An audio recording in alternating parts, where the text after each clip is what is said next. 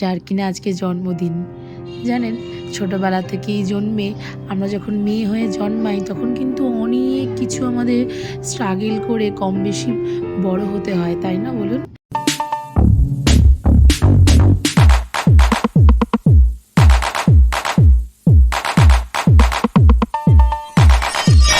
তো আমিও তো ছোটোবেলা থেকেই একদম মেয়ে হয়ে জন্মেছি, তার স্ট্রাগল তো কিছু কম নয়। জানি না এখন হয়তো এখনকার যুগে বা আমরাও নিজেরাও আমি মনে করি যে ছেলে মেয়ে কেউ আলাদা নয়, কিন্তু তাহলেও কোনো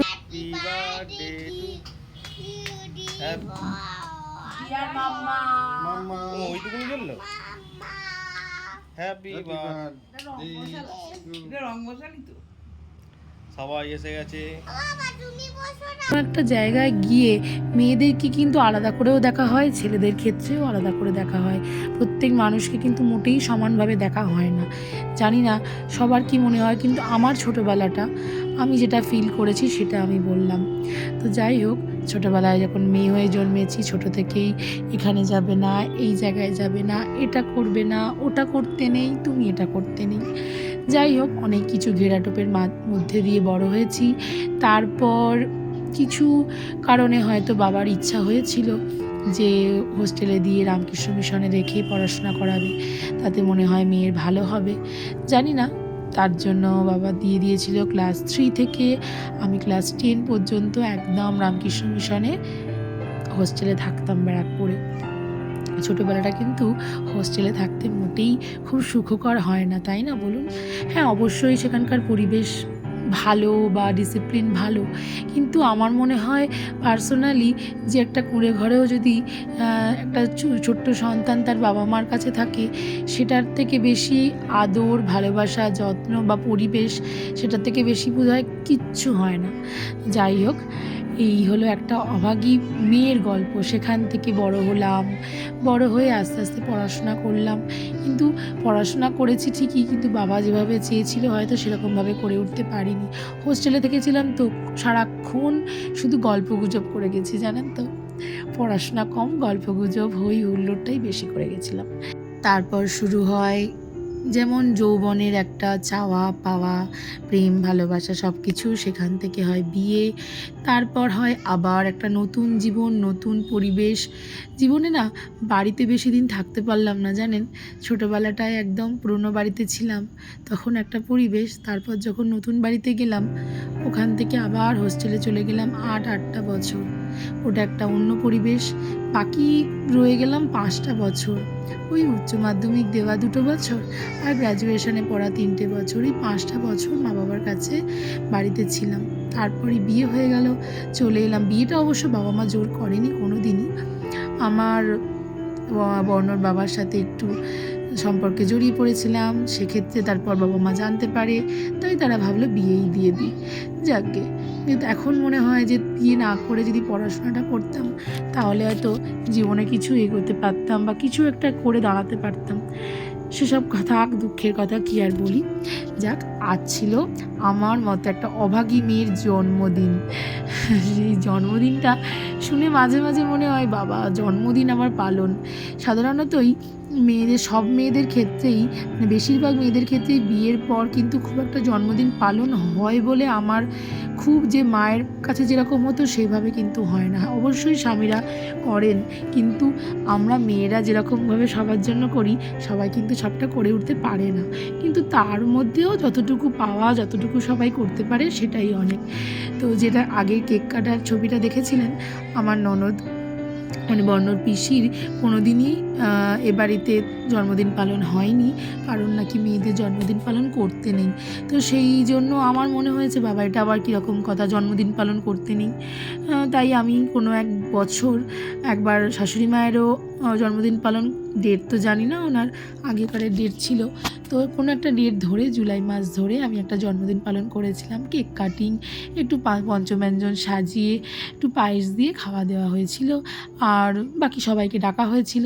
আর দিদির ক্ষেত্রে আমি একবার কেক আর পায়েস করে নিয়ে গেছিলাম, সেই জন্য হয়তো খুবই খুশি হয়েছিল। তাই যখনই আমার জন্মদিনের সময় আসে বা আমরা যেহেতু কোনো কারণে দেখা হয়েছে, ঠিক একটা করে কেক আর গিফট কিন্তু পাঠিয়ে দেয়। তো এবছরে দিদি এসেছিল, বর্ণর স্কুলের অনুষ্ঠান ছিল, সেটা আপনাদের সাথে ব্লগটা আগেই শেয়ার করেছিলাম। তার আগের দিন দিদি এসেছিল, তাই কেকটা নিয়ে এসেছিলো, সবাই মিলে কেকটা কাটা হয়েছিল। আর এই যে সকাল সকাল বর্ণবাবু আর ওর বাবা মিলে, আমি বললাম কি রে, আমি সবার জন্য যখন জন্মদিনে, পাপার জন্মদিনে একটা গ্রিটিংস কার্ড বানিয়ে দিতে বললাম, তোকে একসাথে করিয়ে দিলাম, মানুর জন্মদিনে করে দিলাম, আর আমার জন্মদিনে তোর পাপা করে দিল না। মানে সব কিছুই পাওয়া যায়, কিন্তু বলে বলে করতে হয়। হ্যাঁ, এই জন্যই বলে সত্যি কথা যে মা দুর্গার 10টা হাত কেন হয়, মা সত্যি মা দশপ্রহরণধারিণী। মানে আমরা মায়ের যারা তারা না সবটা কিছু খুব সুন্দরভাবে গুছিয়ে করতে পারি। যাই হোক, বর্ণ আর ওর পাপা বসে গেছে আমার জন্য একদম গ্রিটিংস কার্ড করতে। ওর বাবার হলো আঁকে খুব সুন্দর, আঁকতো কোনো এক কালে, তার আঁকার খুব সুন্দর সুন্দর রাষ্ট্রপতি পুরস্কার একটা আছে, আর আঁকার খুব সুন্দর সুন্দর ছবিও রয়েছে, বাঁধানো রয়েছে কিছুটা। কিন্তু দীর্ঘদিন ওর বাবার অনভ্যাসের ফলে আঁকার হাতটা একদমই মানে কেঁপে যায়, সেভাবে হয় না টানগুলো। আশা করা যায় বর্ণকে যদি জোর করে করে বসানো যায়, আশা করা যায় আবার পুরনো দিনগুলো ফিরে আসবে। অবশ্যই শিল্পীর শিল্পত্ব কখনো যায় না, তার মধ্যে থেকেই যায় কোনো না কোনোভাবে। হয়তো সেটা মরচে পড়ে গেছে, সেটাকে আস্তে আস্তে ধার দিলে কিন্তু সেটা আরও ধারালো হয়ে ওঠে, তাই না? তো যাই হোক, ওনারা গ্রিটিংস কার্ড করতে বসে গেছেন। দিনটা খারাপ যায়নি। আমি ভেবেছিলাম হয়তো এবারেও জন্মদিন পালন হবে না, হবে না বলবো না, বিয়ের পর থেকে হয়েছে। হয়েছে বলতে কি জানেন, মানে আমার জন্মদিনের দিনে আমাকে ওই এত কিছু আনাজ কাটিয়ে, এত কিছু নিজেই রান্না করে নিজের সামনে যখন ধরে না, আমার একদম ভালো লাগে না, বিশ্বাস করুন। আমার তখন মনে হয় যে আমাকে যদি কেউ একটু ভালোবেসে ডাল আলু সিদ্ধ ভাতও রান্না করে দিত জন্মদিনের দিনটা, তাহলে বুঝি আমি খেয়ে বড় তৃপ্তি পেতাম। তাই জন্য আমার আর দিনটাতে না নিজের জন্য সত্যি কথা রান্না করতে ভালো লাগে না। অবশ্যই কারোর জন্মদিন বা কারোর কোনো স্পেশাল দিনে অবশ্যই তাকে সুন্দর করে সাজিয়ে গুছিয়ে খেতে দিতে আমার খুবই ভালো লাগে, আমি সেটা দিয়েও থাকি। কিন্তু নিজের জন্য না আলাদা করে ভালো লাগে না, বিশ্বাস করুন। তো এই গত 2 বছর ধরে আমার এই জিনিসটা আর একদম ভালো লাগে না। আমি ওর বাবাকে বলেই দিয়েছি যে ওই দিনটা যদি আমাকে রান্না করতেই হয়, আমি কেবল নয় সেদ্ধ ভাত, নয় মাছের ঝোল ভাত করব, এর বাইরে কিন্তু আমার থেকে কিছু আশা করো না। কারণ ওই দিনের দিনে আমার 5 রকম তরকারি ভাত রান্না করে নিজে খেতে ভালো লাগে না। ওই জন্য ওর বাবা আগের বছরে আমার জন্য নিজেই দেখি হঠাৎ সারপ্রাইজ খাবার কিনে নিয়ে এসে সাজিয়ে দিয়েছিল। তো এবছরে তার কিছু কমতি হয়নি। তবে একটা জিনিস বর্ণর বাবার থেকে আমি খুব ভালো পাই, ও কিন্তু ভীষণ পোলাইট, যেটা আমি নই। হ্যাঁ, ভীষণভাবে, মানে আমি 10টা কথা বললেও বাবা একটা কথা বলে। এটাই হলো আমাদের সম্পর্কের মূল কারণ, যেটা আমাদের এত ভালো মানে রিলেশানটা থাকে এখনও। কারণ আমি ভীষণ রেগে গিয়ে চিৎকার করি, এই করি, কিন্তু বর্ণর পাপা কিন্তু ভীষণ শান্ত। যাই হোক, আমি 10টা কথা বললেও একটা কথা বলে, এটা একটা বড় গুণ। আর দ্বিতীয় গুণটা হলো, ও কিন্তু প্রত্যেকটা অকেশানে ঠিক গিয়ে সবার জন্য ঠিক পুজোটা দিয়ে আসে। এটার মধ্যে খুব ভালো গুণ। এটা অবশ্যই আমার শাশুড়ি মায়ের থেকে পেয়েছে, অবশ্যই এটা আমার শাশুড়ি মা শিখিয়েছেন, উনিও এগুলো করে থাকেন। কিন্তু আমার জন্মদিনের দিনে ওর বাবাই গিয়ে পুজো দিয়ে আসে প্রত্যেকবার। হয়তো উনি ভুলে যান, হতেই পারে যে উনি ভুলে গেছেন, আমার শাশুড়ি মা, তাতে কোনো দোষ নেই, ভুলে যেতেই পারে, মানুষ মাত্রই ভুল হয়, দোষ হয়, আমারও হয়, সবার হয়। তো ওর বাবা কিন্তু প্রত্যেকবার বিবাহবার্ষিকীতে গিয়েও পুজো দিয়ে আসে, বর্ণ জন্মদিনেও পুজো দিয়ে আসে, যেটা কিন্তু আমার মধ্যে ওই গুণটা মোটেই নেই। আমরা ছোটো থেকে ওগুলো দেখিনি, আমরা ছোটো থেকে ওগুলো পাইনি, আমরা তাই ওইভাবে আমরাও ভাবতে পারি না। কিন্তু ওর বাবা ওগুলো দেখে এসেছে, তাই প্রত্যেকবারের মতো এবারও জন্মদিনের দিন সকাল সকাল গিয়ে আমার নামে পুজো দিয়ে এসে বর্ণকে নিয়ে গেছিলো, এসে দুজনে মিলে দক্ষযজ্ঞ লাগিয়েছে কি না মায়ের জন্মদিনে গ্রিটিংস কার্ড বানাবে। তো দেখতে থাকুন পুরো ব্লগটা, আশা করি আপনাদের খুব খুব ভালো লাগে।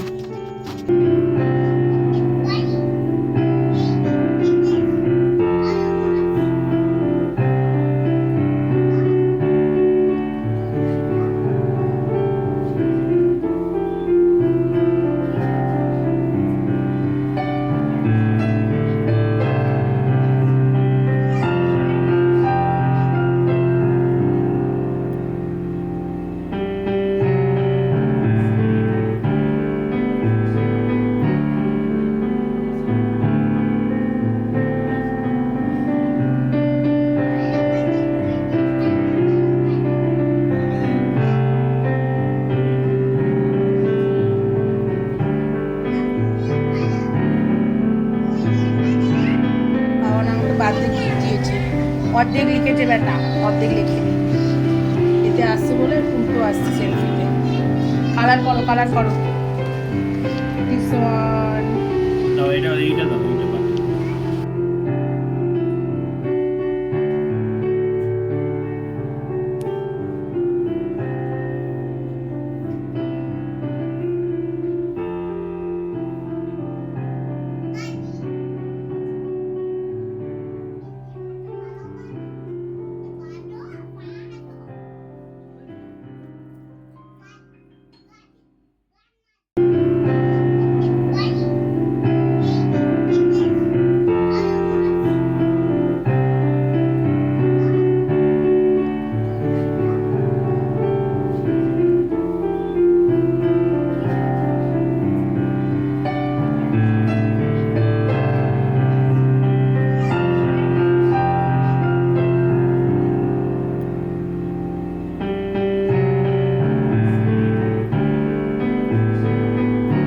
হালকা করে মামা, হালকা করে। ছিঁড়ে যাচ্ছে।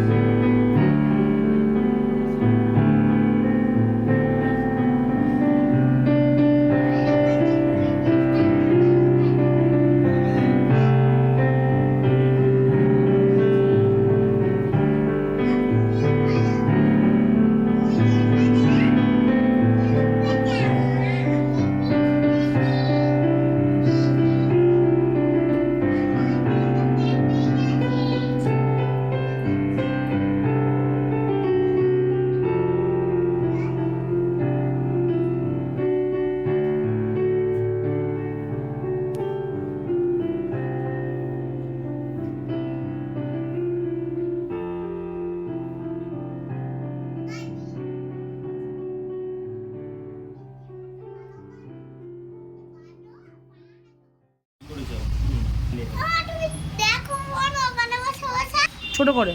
ছোট করে।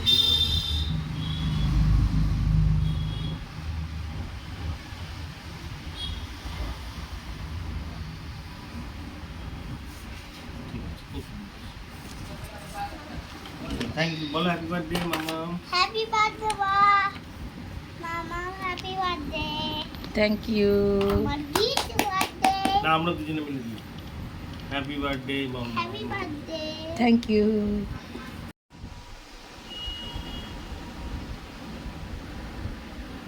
অবশেষে বাবা আর ছেলের ঝামেলা লড়াই শেষ হলো, গিফটটা পেলাম আমি। আর এই যে অর্ণবাবুর পাপা খাবার দাবার একদম সাজিয়ে নিয়ে চলে এসেছে, আমাকে বলে জন্মদিনের দিনে একটা নতুন জামা পরতেই হয়। আমি বললাম তাহলে কোথায় পাবো নতুন জামা, তুমি কি আমাকে দিয়েছো? বলে ওই তো একটা রয়েছে, ওটা পরে নাও। তাই ওটা জিমের জন্য কিনেছিলাম, ওটা একটু গলিয়ে নিলাম। আর এই যে এত কিছু সাজিয়ে গুছিয়ে ওর বাবা কিন্তু যতই বাইরে থেকে কিনে আনলেও সেটা কিন্তু নিজে হাতে সুন্দর করে সাজিয়ে দিয়েছে। ভালোই ছিল, সব কিছু খুব সুন্দর লেগেছে। মা থাকলে এগুলো মাই করতো। যাই হোক, সব মিলিয়ে খারাপ কাটেনি দিনটা। অভাগী জানেন, মনটা খুব কষ্ট হয়। বাচ্চা হচ্ছিল না। তারপরে যখন বাচ্চা হলো, ভগবান কেন এরকম দিল বলুন তো? কেন দিল? এই আজকেই একজন জিজ্ঞেস করছে, আচ্ছা ওর হাতগুলো অপারেশন হবে না? হাতগুলো কেন এরকম, পাটা কেন এরকম আছে, কেন? আপনারা কেন বোঝেন না? একটা মানুষকে এইভাবে জিজ্ঞেস করা যায় না, বা ওইভাবে তাকানো উচিত নয়। শুধু আমার বাচ্চা কেন, রাস্তাঘাটে যদি কোনো মানুষের কোনো কিচ্ছু অসুবিধা থাকে, তাদেরকে সেই চোখে দেখাটা মোটেই উচিত নয়, সত্যি উচিত নয়। এগুলো আমি না ছোটো থেকে রিয়েলাইজ করতাম। আমরা যখন হোস্টেলে পড়তাম তখন শিল্পী আর মল্লিকা বলে দুজন, ওরা দেখতে পেত না চোখে, ওরা আমাদের সাথে পড়তো, ওদের সাথেও না অনেকে এরকম মিসবিহেভ করতো। আমার খুব কষ্ট হতো। ভগবান কি তখন থেকেই আমার মধ্যে এই জিনিসগুলো দিয়ে দিয়েছিল যে না তুমি এগুলো সহ্য করবে, হয়তো সেজন্যই আমার ওদের প্রতি একটু বেশি মায়া লাগতো, জানি না। তো এই জিনিসগুলো না মানুষ বোঝে না, যে একটা মা তার শুনতে খুব কষ্ট হয়। যাই হোক, কিছু বলার নেই, সব মানুষ সমান নয়, হাতের 5টা আঙুলের মতো। কি বলবো বলুন, যদি মানুষ না বোঝে তাকে তো বোঝানো যায় না। কিন্তু দেখুন আমাদের যখন, সেটা তো আমাদেরকেই দেখতে হবে। তাই সব কিছুর মধ্যে নিজেরা কিভাবে ভালো থাকবো, নিজেদের কিভাবে ভালো রাখা যায়, আমরা ভালো থাকলে তবে আমার ছোট্ট ছেলেটা ভালো থাকবে, সেটা অবশ্যই দেখা আমাদের প্রয়োজন। আর সন্ধ্যাবেলা বেরিয়ে গেছিলাম আমাদের চন্দননগরের সুইট হার্ট আইসক্রিম পার্লার, যেখানে আমরা প্রায়শই গিয়ে থাকি। ওইখানে গিয়ে একটু আইসক্রিম খেয়েছিলাম, তারপর আবার নেমন্তন্ন ছিল, সেটা পরের দিন। আজ এই পর্যন্তই, দেখা হবে আবার নতুন একটা ব্লগে। ততক্ষণের জন্য সবাই ভালো থাকবেন, সুস্থ থাকবেন, নমস্কার। আর আমাদেরকে একটু ভালোবাসা দেবেন এবং অনেক অনেক আশীর্বাদ করবেন আমার ছোট্ট ছেলেটাকে। টাটা।